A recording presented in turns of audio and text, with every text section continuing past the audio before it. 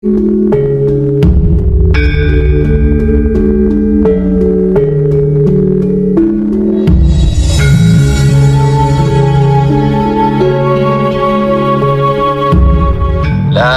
ilaha illallah, la ilaha illallah, la ilaha illallah, Muhammad Rasulullah. Wahyu panca gaib itu perkara hati. Wahyu panca gaib itu masalah hati. Wahyu panca gaib itu soal hati, bukan tentang selain hati. La ilaha illallah, la ilaha illallah, la ilaha illallah, Muhammad Rasulullah. Ingat-ingatlah wahai manusia, di dalam jasad terdapat segumpal daging. Jika ia baik, maka baiklah seluruh jasad, dan jika ia rusak, maka rusaklah seluruh jasad. Dan segumpal daging itu adalah hati. La ilaha illallah, la ilaha illallah, la ilaha illallah, Muhammad Rasulullah. Semua itu bermula dari hati, dan segalanya berakhir di hati. Bahkan semua dan segalanya itu ditentukan oleh hati. La ilaha illallah, la ilaha illallah, la ilaha illallah, Muhammad Rasulullah. Hati itu laksana bejana. Jika ia dipenuhi kebenaran, maka akan menampakkan banyak cahaya pada anggota tubuh lainnya. Dan jika ia dipenuhi dengan kebatilan, maka ia akan menampakkan banyak kegelapan pada anggota tubuh lainnya. La ilaha illallah, la ilaha illallah, la ilaha illallah, Muhammad Rasulullah. Sebab itu jagalah hati, karena itu bersihkan hati. Jangan sampai ternodai, apalagi termelekati. La ilaha illallah, la ilaha illallah, la ilaha illallah, Muhammad Rasulullah. Wahyu pancalaku adalah sifatnya hati. Wahyu pancalaku sifatnya hati. Wahyu pancalaku adalah isi hati.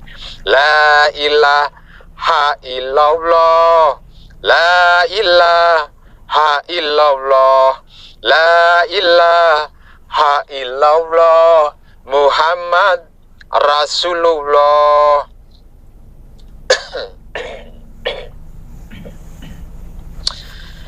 La ilaha illallah, Muhammad Rasulullah. Tiada Tuhan yang berhak disembah kecuali Allah, dan Muhammad utusan Allah. Wow. Apakah Allah itu? Siapakah Muhammad itu? Sehingga sampai sebegitunya? Saya yakin ada banyak yang masih mencari-cari tentang kedua hal ini. Bahkan mungkin tidak peduli alias ogah mencari tahu. Yang penting hafal kalimatnya, lalu percaya bisa untuk membuli orang lain, merasa sudah lebih dari cukup. Buktinya, masih banyak yang arogan dan pamrih, serta membuli orang lain dengan super egonya yang tidak kenal kompromi.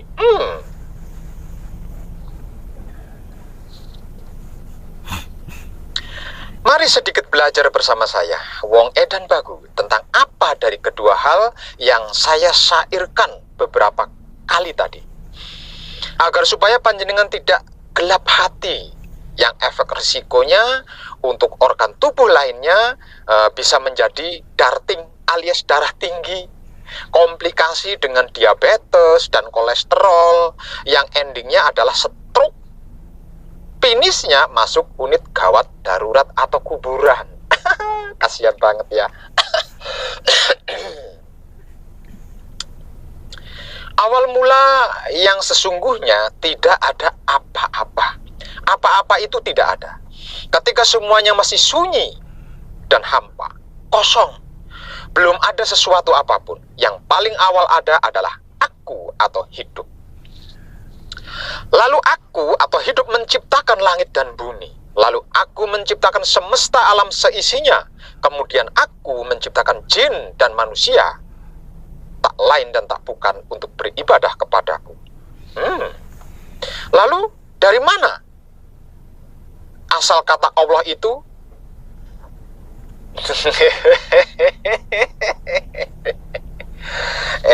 Dan tenang, sabar toh, nanti juga sampai ke situ bahasannya. Dalam agama tidak jarang orang Kristen menggunakan kata Allah untuk menyebut Tuhannya, sedangkan orang Islam menyebutnya Allah. Tulisannya sama, hanya saja dibaca sebagai Allah. Mungkin agar supaya terkesan tidak sama dengan Tuhannya orang Kristen.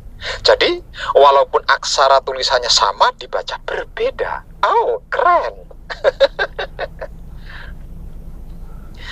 Namun secara umum, kata Allah atau Allah lebih identik dengan agama Islam, yaitu panggilan untuk sesembahannya. Sehingga tidak heran terdapat sebanyak 2.679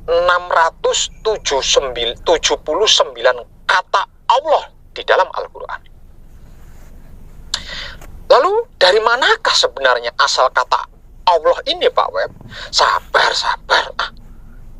Ini kan sedang saya kabarkan pelan-pelan. Ini bukan sesuatu yang gampang dan mudah untuk ditelan lalu dicerna loh. Ini sesuatu hal yang rumit dan sulit. Sebab itu sejak zaman dahulu hanya orang-orang pilihan saja yang berhasil memakannya dengan lahap dan nikmat.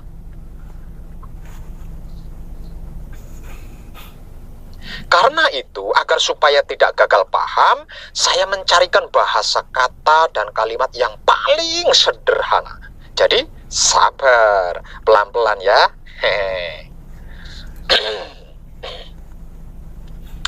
Kata Allah atau Allah berasal dari bahasa Semitik.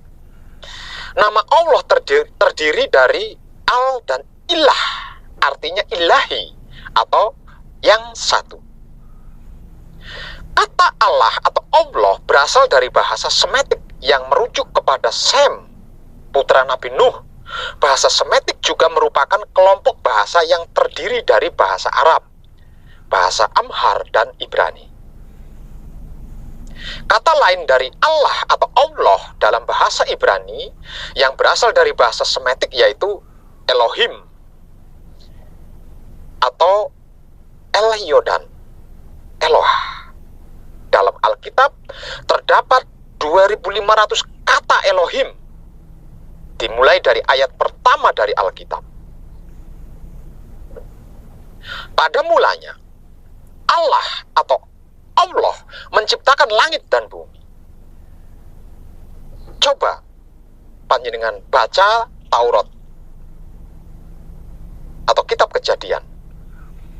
Ingat, kata untuk Allah atau Allah di sini adalah Elohim. Dan Elohim adalah nama pertama yang diberi bagi Sang Pencipta di dalam Alkitab.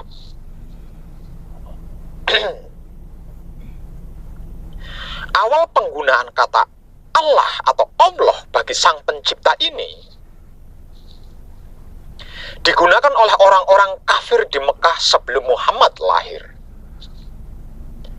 Juga orang Kristen Arab yang hidup sebelum zaman Islam memakai nama Allah untuk Sang Pencipta. Saat ini, orang Kristen Arab, Yahudi, Roma Katolik Malta, Kristen Indonesia, dan Malaysia memakai kata Allah atau Allah bagi pencipta. Namun akhir-akhir ini, kita banyak mendengar perdebatan mengenai siapakah yang berhak menggunakan nama Allah.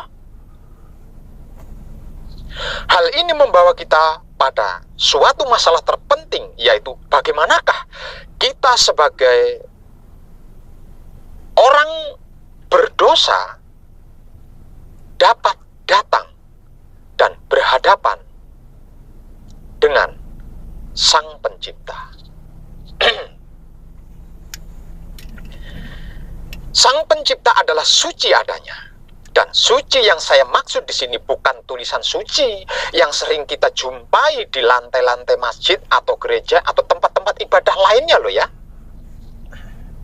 Suci di sini adalah keadaan Sang Pencipta yang tidak bisa dicampuri dengan apapun dan tidak bisa tercampuri oleh apapun serta tidak terkontaminasi dengan apapun. Ini yang dimaksud suci di sini. Lanjut ke duduk bahasan awal. Lah, kalau Sang Pencipta yang bersikon suci, dan suci itu adalah sesuatu yang tidak bisa tercampuri, yang tidak bisa dicampuri dengan apapun, dan tidak bisa tercampuri oleh apapun, serta tidak terkontaminasi dengan apapun. Lalu bagaimanakah kita manusia yang sebagai makhluk paling banyak berdosa ini dapat datang dan berhadapan dengan Sang Pencipta? Apalagi ada istilah manunggal atau menyatu dengan Sang Pencipta. Kalau penggunaan, jelas siapa saja dapat menggunakan nama Allah atau Allah untuk Sang Pencipta pada keyakinannya.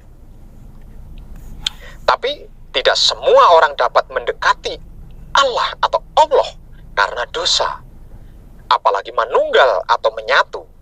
Sekalipun firman-Nya tersabdakan dengan kalimat inna lillahi wa inna ilaihi rojiun, karena sikon Sang Pencipta yang suci inilah yang membuat tidak semua orang bisa kembali kepada asalnya, yaitu Sang Pencipta. Dan untuk perkara yang satu ini, amal perbuatan tidak dapat menyelamatkan.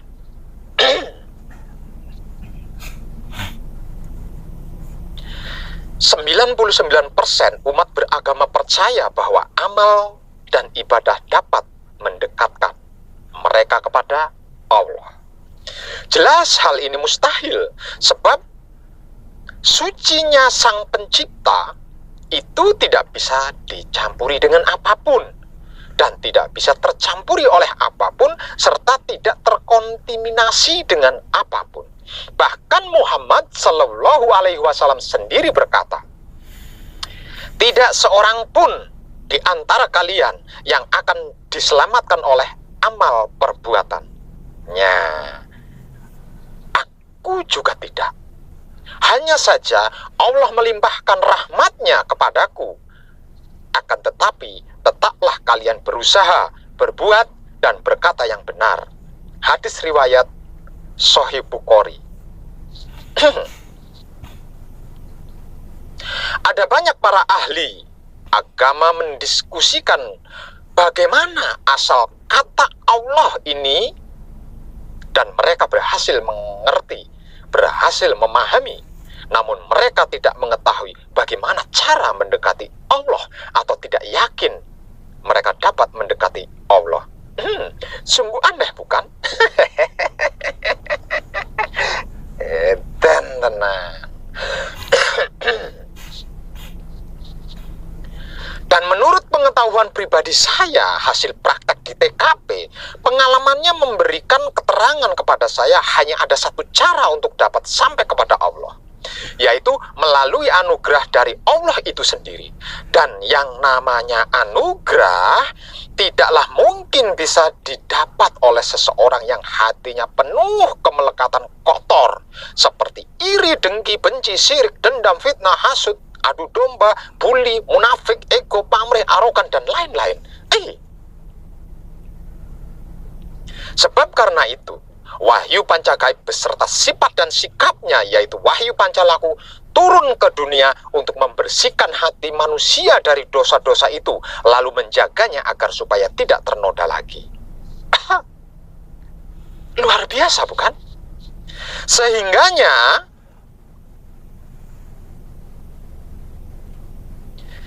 dengan hati yang bersih, manusia dapat anugerah pengampunan untuk bisa mendekati Allah yang Allah kudus, kemudian manunggal atau menyatu seperti yang difirmankannya, yaitu inna lillahi wa inna ilaihi rajiun. Selanjutnya tentang Muhammad. Dari mana asal kata Muhammad itu? Dahulu sebelum Nabi Muhammad Sallallahu Alaihi Wasallam lahir, yaitu pada masa jahiliyah, tidak banyak orang yang mempunyai nama Muhammad. Bahkan bisa dibilang tidak ada yang bernama Muhammad. Bagi masyarakat Quraisy pada saat itu, Nabi Muhammad terdengar begitu asing di telinga mereka. Sehingganya ketika Nabi Muhammad lahir, kakek beliau Sallallahu Alaihi Wasallam, yaitu Abdul Muthalib, memilih nama Muhammad untuk nama cucunya. Masyarakat Quraisy pada saat itu, khususnya para pembesar kaumnya, merasa heran. Abdul Muthalib mengambil keputusan yang bertentangan dengan adat dan kebiasaan masyarakat Quraisy, di mana mereka biasa menamai anak-anak mereka dengan nama leluhur mereka misalnya. Bahkan tidak sedikit juga yang menamai dengan nama-nama dewa sesembahan mereka. Sebagian pembesar suku Quraisy yang notabene-nya saudara kandung kakek Nabi Muhammad Sallallahu Alaihi Wasallam ini, yaitu Abdul Muthalib, memberikan masukan agar mengganti nama Muhammad dengan nama kerabatnya saja. Tetapi Abdul Muthalib tetap kukuh mempertahankan nama Muhammad sebagai nama untuk cucunya. Untuk meyakinkan saudara-saudaranya tersebut, Abdul Muthalib mengatakan kepada mereka, "Aku ingin agar Allah memujinya di langit dan ia dipuji makhluk-makhluknya di bumi." Lihat Dalailun Nubuwah. Baca ya. Lihat dan baca Dalailun Nubuwah 1 ayat 113. Sungguh sebuah hujah yang luar biasa. Saking mulianya Nabi Muhammad Sallallahu Alaihi Wasallam ini, beliau sampai disebutkan beberapa kali di dalam kitab Al-Quran. Di antaranya dengan penyebutan nama Muhammad Sallallahu Alaihi Wasallam sendiri sebanyak 4 kali. Nama lain beliau adalah Ahmad. Juga disebutkan dalam Al-Quran sebanyak 1 kali. Sungguh merupakan suatu kemuliaan yang diberikan Allah Subhanahu wa Ta'ala atas nabinya. Allah Subhanahu wa Ta'ala menyebut nama beliau dengan Muhammad. Ini terdapat di dalam surat Ali Imran ayat 144, surat Al-Ahzab ayat 40, Muhammad ayat 2, Al-Fat ayat 29. Sedangkan nama beliau Ahmad disebut di dalam surat As-Saff ayat 6. Dan maksud pada Ahmad adalah terpuji. Lah kalau Muhammad adalah yang terpuji. Jadi kalau ada sebutan Muhammad Rasulullah, berarti maksudnya adalah yang terpuji, utusan Allah. Kenapa bisa begitu dan seperti itu? Sebab karena titel makhluk paling sempurna dibanding makhluk-makhluk lainnya yang dimiliki oleh manusia hidup itu tercermin pada diri Ahmad. Sebab karena itu si Ahmad disebut Muhammad, dan Muhammad itulah utusan Allah. Kata Muhammad secara etimologi berasal dari kata al dan hamdu, yang berarti yang terpuji, atau memuji, atau pujian atas yang terpuji, mencintai, meninggikannya, dan mengagungkannya. Sedang Muhammad berarti orang yang terpuji atau orang yang banyak mendapatkan pujian. Jadi yang terpuji itu loh yang dimaksud utusan Allah. Sifat dan sikap Anda Ahmad maksudnya terpuji. Kalau iya, sudah pasti Anda akan menjadi Muhammad, maksudnya yang terpuji. Bisanya disebut yang terpuji sebab karena banyak yang memuji. Jadi siapapun dia, jika sifat dan sikapnya terpuji alias Ahmad, pasti akan menjadi yang terpuji alias Muhammad, karena banyak yang memuji. Sifat dan sikap yang terpuji inilah yang dimaksud sebagai utusan Allah atau Rasulullah. Maksud?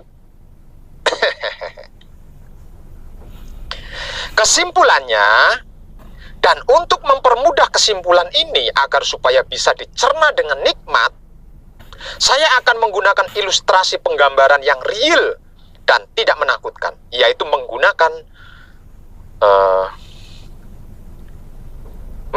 buah apel ini. Wujud buah apel ini saya umpamakan sebagai wujud bentuknya Ahmad. Wujud buah apel ini saya umpamakan sebagai wujud bentuknya Ahmad atau wujud bentuknya manusia. Sebenarnya bukan cuma Ahmad atau manusia saja sih.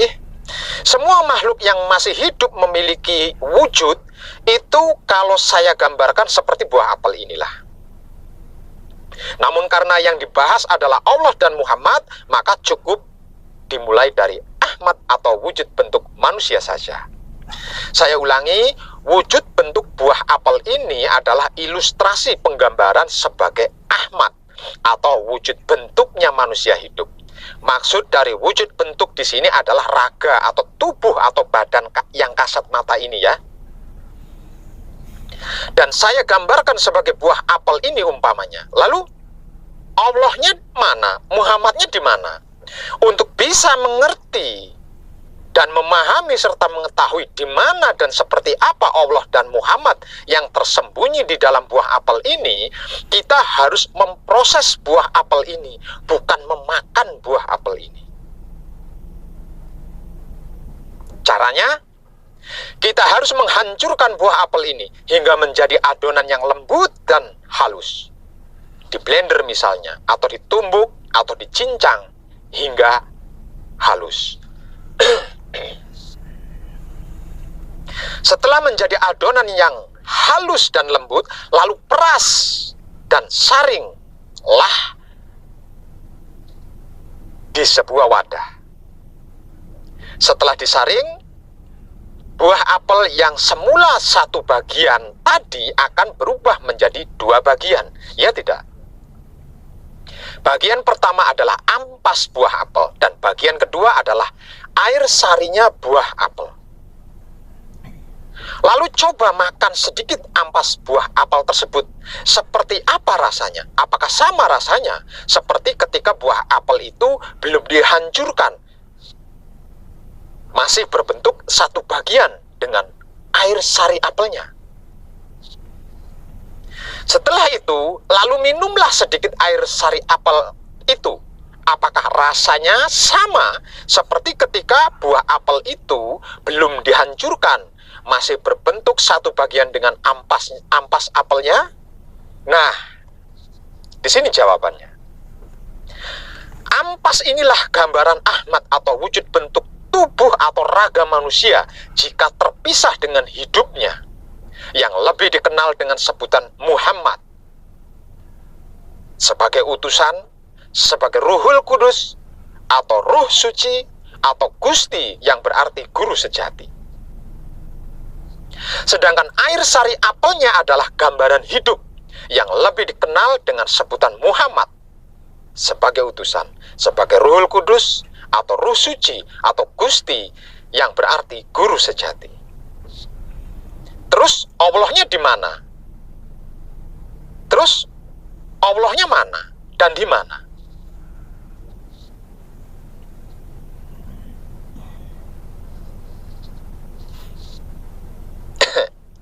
Untuk bisa sampai ke Allah dibutuhkan proses lanjutan.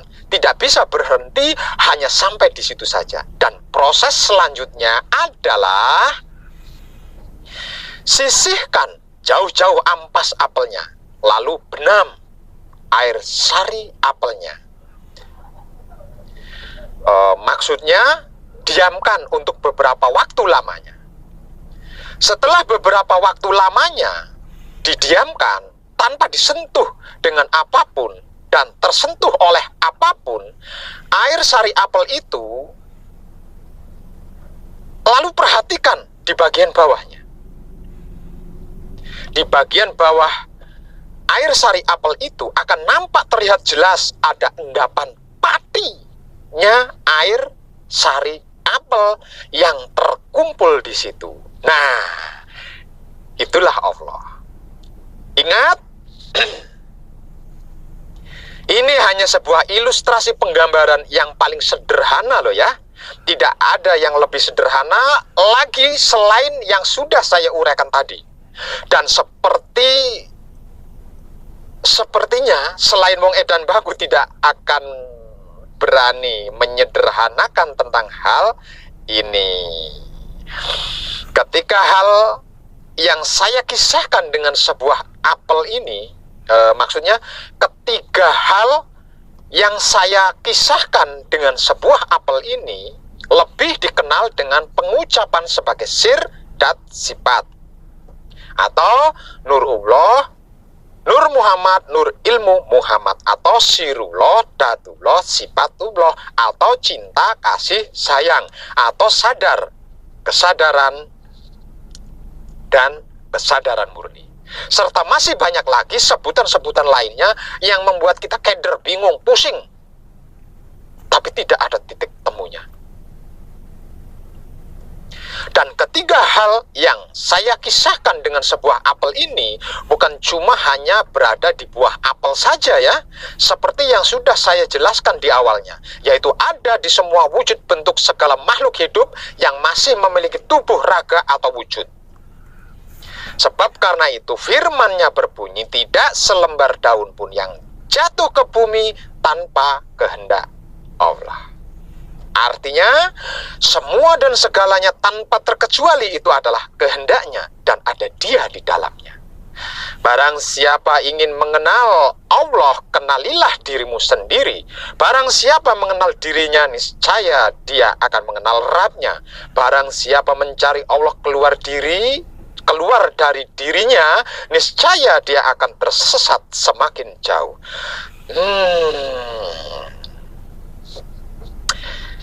Aku pernah dibonceng Nabi Shallallahu Alaihi Wasallam di atas keledai. Kemudian beliau berkata kepadaku, "Wahai Mu'ad, tahukah kamu apakah hak Allah yang harus dipenuhi oleh hamba-hambanya?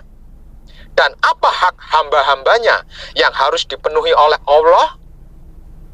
Aku menjawab, "Hanya Allah dan Rasul-Nya yang lebih mengetahui." Kemudian beliau bersabda, hak Allah yang harus dipenuhi oleh hamba-hambanya ialah hendaknya mereka beribadah kepadanya dan tidak menyekutukannya dengan sesuatu apapun. Sedangkan hak hambanya yang pasti dipenuhi oleh Allah ialah bahwa Allah tidak akan menyiksa orang-orang yang tidak menyekutukannya dengan sesuatu apapun. Lalu aku bertanya, "Ya Rasulullah, bolehkah aku menyampaikan berita gembira ini kepada orang-orang?" Beliau menjawab, "Jangan engkau lakukan itu, karena khawatir mereka nanti hanya bersikap pasrah." Hadis riwayat Bukhari Muslim. Dengan ini semoga tercerahkan Salam setuhan penuh cinta kasih sayang dari lubuk hati saya, Wong Edan Baku yang paling dalam. Selamat, selamat, selamat. Rahayu, rahayu, rahayu. Damai, damai, damai, tentram. Saya Wong Edan Baku ngaturaken sugeng rahayu lir ing sambikala amanggih yuwana pinayungan mring ingkang maha suci Basuki Yuwono Teguh Rahayu Slamet. Berkah selalu untuk semuanya tanpa terkecuali, terutama para sedulur, khususnya para kadang konto dan kanti anom saya yang senantiasa direstui yang dat maha suci hidup. Om Santi Santi Om. Wassalamualaikum warahmatullahi wabarakatuh. Terima kasih, dan terima kasih, serta I love you full dari saya untuk panjenengan semuanya tanpa terkecuali.